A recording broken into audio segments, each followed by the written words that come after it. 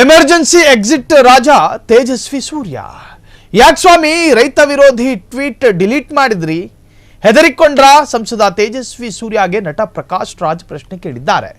ದೇವನಹಳ್ಳಿ ತಾಲೂಕಿನ ಚನ್ನರಾಯಪಟ್ಟಣದಲ್ಲಿ ಭೂ ಸ್ವಾಧೀನ ರದ್ದು, ಸಿಎಂ ಸಿದ್ದರಾಮಯ್ಯ ಸರ್ಕಾರದ ನಿರ್ಧಾರದ ಬಳಿಕ ಟ್ವೀಟಿಸಿದ್ದ ನಾರಾ ಲೋಕೇಶ್.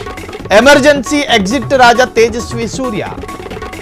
ಡೊನಾಲ್ಡ್ ಟ್ರಂಪ್ ಶ್ವೇತ ಭವನಕ್ಕೆ ಹೋಗಿ ಇಡೀ ಭಾರತಕ್ಕೆ ಅವಮಾನ ಮಾಡಿದಂತಹ ತೇಜಸ್ವಿ ಸೂರ್ಯ ಅವರಿಗೆ ಪ್ರಕಾಶ್ ರಾಜ್ ಒಂದಷ್ಟು ಪ್ರಶ್ನೆಯನ್ನು ಕೇಳಿದ್ದಾರೆ. ಹೆದರ್ಕಂಡ್ರ ಸಂಸದ ತೇಜಸ್ವಿ ಸೂರ್ಯಗೆ ಪ್ರಕಾಶ್ ರಾಜ್ ಪ್ರಶ್ನೆ.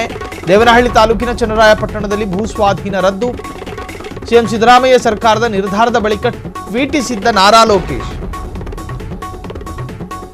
ಅದರಂತೆ ಆಂಧ್ರಕ್ಕೆ ಬರುವಂತೆ ಕೈಗಾರಿಕೆಗಳಿಗೆ ಆಹ್ವಾನಿಸಿದ್ದ ಸಿಎಂ ಚಂದ್ರಬಾಬು ನಾಯ್ಡು ಮಗ ನಾರಾ ಲೋಕೇಶ್ ಟ್ವೀಟಿಗೆ ಪ್ರತಿಕ್ರಿಯಿಸಿ ಭೂ ಸ್ವಾಧೀನ ರದ್ದತಿ ಖಂಡಿಸಿದ್ದ ತೇಜಸ್ವಿ ಸೂರ್ಯ. ಬಳಿಕ ಆ ಟ್ವೀಟ್ ಅನ್ನು ಡಿಲೀಟ್ ಮಾಡಿದ್ದ ಬೆಂಗಳೂರು ದಕ್ಷಿಣ ಸಂಸದ ತೇಜಸ್ವಿ ಸೂರ್ಯ. ಎಮರ್ಜೆನ್ಸಿ ಎಕ್ಸಿಟ್ ರಾಜ ಮಾಡೋ ಅಧ್ವಾನ ಒಂದೆರಡಲ್ಲ.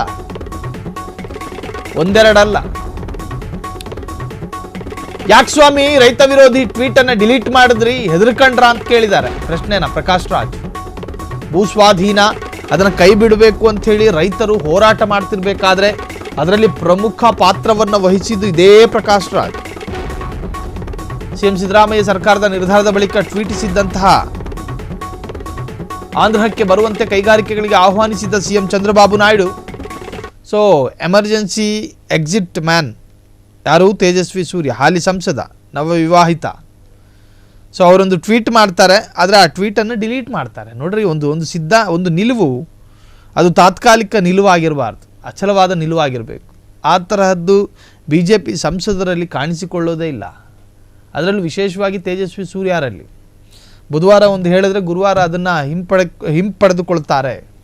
ಆ ತರಹದಲ್ಲಿ ಅವರ ನಿಲುವು. ಸೊ ಈ ಒಂದು ವಿಚಾರಕ್ಕೆ ಸಂಬಂಧಪಟ್ಟ ಹಾಗೆ ಆಂಧ್ರಕ್ಕೆ ಬರುವಂತೆ ಕೈಗಾರಿಕೆಗಳಿಗೆ ಆಹ್ವಾನಿಸಿದ್ದ ಸಿಎಂ ಚಂದ್ರಬಾಬು ನಾಯ್ಡು ಮಗ ನಾರಾ ಲೋಕೇಶ್ ಟ್ವೀಟಿಗೆ ಪ್ರತಿಕ್ರಿಯಿಸಿ ಭೂ ಸ್ವಾಧೀನ ರದ್ದತಿ ಖಂಡಿಸಿದ್ದ ತೇಜಸ್ವಿ ಸೂರ್ಯ. ಬಳಿಕ ಆ ಟ್ವೀಟ್ಗಳನ್ನು ಡಿಲೀಟ್ ಮಾಡಿದ್ದ ಬೆಂಗಳೂರು ದಕ್ಷಿಣ ಸಂಸದ ತೇಜಸ್ವಿ ಸೂರ್ಯರನ್ನ ಕಟು ಪ್ರಶ್ನೆಗಳಿಂದ ಟೀಕಿಸಿದ್ದಾರೆ ನಟ ಪ್ರಕಾಶ್ ರಾಜ್. ಕ್ಷಣ ಕ್ಷಣದ ಸುದ್ದಿಗಳಿಗಾಗಿ ಫ್ರೀಡಂ ಟಿವಿ ಸಬ್ಸ್ಕ್ರೈಬ್ ಮಾಡಿ, ಲೈಕ್ ಮಾಡಿ ಹಾಗೂ ಫಾಲೋ ಮಾಡಿ. ಹೊಸ ಸುದ್ದಿಗಳ ನೋಟಿಫಿಕೇಶನ್ಗಾಗಿ ಬೆಲ್ ಐಕಾನ್ ಮೇಲೆ ಕ್ಲಿಕ್ ಮಾಡಿ.